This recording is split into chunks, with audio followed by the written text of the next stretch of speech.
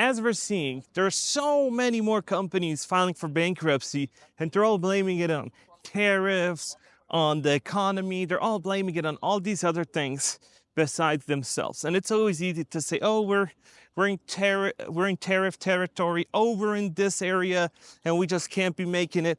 And oh, this has happened to me, so I'm really not doing good because of the current economy, state of GDP, and blah, blah, blah. Because I think it has to do with them decreasing the quality and increasing pricing and thinking, hey, those dumb customers will never find out. So let's watch a little video of somebody that's explaining what's been going on. And I think you guys might agree. So let's watch this video. I just saw a video about why Hooters went bankrupt, and as a former Hooters girl, I'm going to tell you about what I saw and why I think it went bankrupt.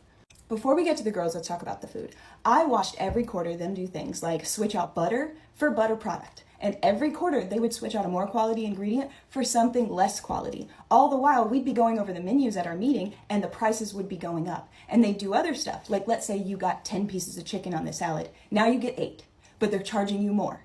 Second, let's pretend nobody was coming to Hooters for the wings and it was just the girls. Well, the girls have to spend a lot of money. And it's not like we didn't make money. We did make good money, but we had to spend so much money and do so much extra work that another waiter at another restaurant wouldn't have to do without being compensated for that extra work. So after a while, you start to think, why do I do all this? I come in and I open the restaurant just like any other server. You put the soda machines back together, take the chairs down. Except I have to do a full face of makeup and I have to curl my hair. My nails have to be done every single week. All of that costs money. Not to mention we had to wear tights. Those were $5 a pop. And you don't get a receipt from that machine, so there's no way you could claim it on your taxes. If a hole gets into those tights, you have to buy another pair. So you could very easily spend $10, give $10 to Hooters before you even made a dime from them as a Hooters girl. Not to mention, at least at my place, we had to wash our own dishes. We're in white shirts. We're washing dishes full of wing sauce. It would get all over the shirt, and we'd have to buy a new shirt. Here's the most unfair thing they did. I was a calendar girl, which means I had a photo shoot, I submitted the photos, they liked the photos, I got to come and do an official Hooters photo shoot, and then I was in the calendar.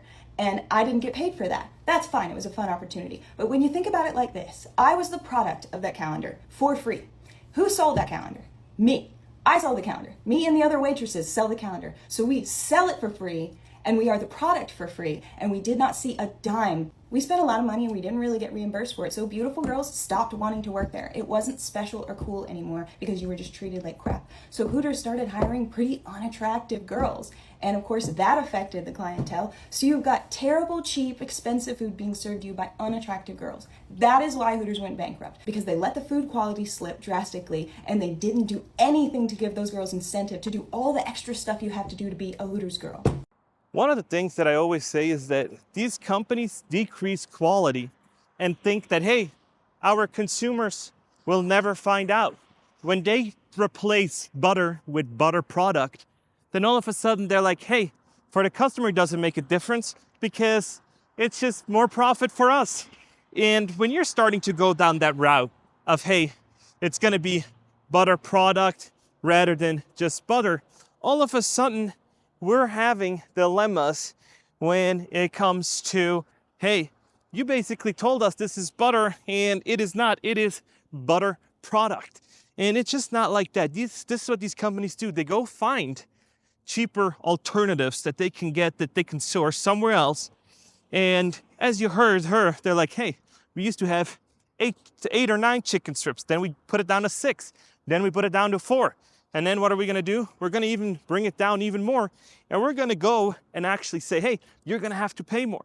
And so you as a consumer are starting to feel dukes and be like, I used to come there on a Monday night, eat 49-cent wings and have $1 beer if you buy like 1 or 2 of them. And now all of a sudden, it is $1 a wing, the beer's $5. And I used to sit outside and it was cute girls and it was kind of the ambiance, and all of a sudden it's like the wings don't taste the same. They're gonna charge you like, oh, you want a little bit extra ranch? It's gonna cost you 25 cents. And then, oh, you have this? Oh, this is gonna cost you some more money too. And then all of a sudden your happy hour special wasn't so happy hour after all, and you could have actually gone to a different place with way better customer service and way better quality food for not a lot more money. And this is what these companies are trying to do and tell us, oh, the economy's bad, oh, we're doing all this. No, it's that your product is getting bad. I would not know when it was last that I've went to a Hooters or another place like Applebee's, because they constantly decrease their quality. They try to source it in such batches that they can make it cheaper and increase profit margins. And I never fault companies for actually making a profit, but you cannot always decrease quality when it comes to your product. Because at one point, then they're like, it is food-like substances. And when you're starting to have only food-like substances, it's not classified as food anymore. It should be classified as organic material or something like that. It's not a food place. It's not a restaurant. It's an organic nursery or something like that. And then do you want to go to an organic nursery? Probably not. So yeah, this is what we're dealing with. And I'm telling you, it is absolutely crazy when you're thinking about what is going on with all these companies, with all these cuts that they're doing. And yeah, it is just not good. So now I'm walking and people say, oh, take me to a different part. So this is Northtown, and I'm gonna get my windshield replaced from the Blazer. And this is where we're at. And yeah, this is just different kind of scenery today. So Northtown came a far way. This used to be really bad area, and now they kind of code enforcement, because I own property like down the road, so I think fined us like $2,000, $3,000 because of trash and everything else. And so they're in the process of really cleaning it up. So as you can see, they could turn it around if they wanted to. And this is the same thing for these companies. They can turn it around, but this is not the route that they want to go. The route that they want to go is, hey, let's give food-like substances. Let's pay our servers that actually are what brings people in. Let's decrease the quality of those too. And then we're just gonna replace them with robots, machines, and then all of a sudden Hooters, where you used to get advertisements like this, is just gonna be a robot serving you food and doing all that kind of stuff. And then they're like, oh, we gotta bring in a new CEO to fix it. No, it's too late. You ruined the brand. Sometimes when you ruin brands like that, it's so hard to come back, and it's gonna take years. Brands are ruined within minutes that take years to build. Look at Duolingo. Duolingo was doing really great, popular place to learn languages, had a social media that was killing it. All of a sudden they came out and said, AI first company, and we've just let, I think, their whole staff go that did these courses, says, oh, we're gonna do this AI. They came out and actually said it. All of a sudden we're looking at, this is probably not the route that people want to take when they spend money. Because then it's like, why am I paying so much money if I can just spend a quarter of that and learn it with GPT or anything else, or just do free online courses on YouTube and kind of learn the language that way. So then the descriptions go down, company has to do more layoff. So it's like an endless cycle. And this is what we're seeing. We're seeing like the spiral of companies doing, hey, let's replace butter with butter product. Let's replace big chicken thighs with small chicken thighs. And then, hey, let's make sure that that we're doing the same thing as, and we literally all know the case of Chick-fil-A, where they used to have no antibiotics in all of their chicken, and all of a sudden they said, you know what, actually, we're gonna start having antibiotics chicken, but don't worry, it's okay because it's not antibiotics for human, it's just antibiotics for chicken. And so what's the next steps? Get rid of all of that and just making sure that, hey, we only increase the price a little bit, but hey, we have to decrease cost over here. And I bet you anything that most people at Chick-fil-A would rather pay a few cents or a few pennies extra to not have that. And that was their slogan, but people still go. And so then it's, at the end of the day, it's our fault. When they do stuff like that, you as the consumer have to say, stop, I'm not gonna come here no more, and we're done. You almost have to boycott them and say, nope, this is not it. It has to be like a public outcry. And then all of a sudden they're like, okay, we get it. We can't make cuts there. But this is not the world we're living in. We keep going, we keep buying. And yeah, and then we wonder like, oh, why did this happen? Or why did that happen? And why are we filing for bankruptcy now? Why are we doing layoffs? Well, consumers are fed up with your stuff.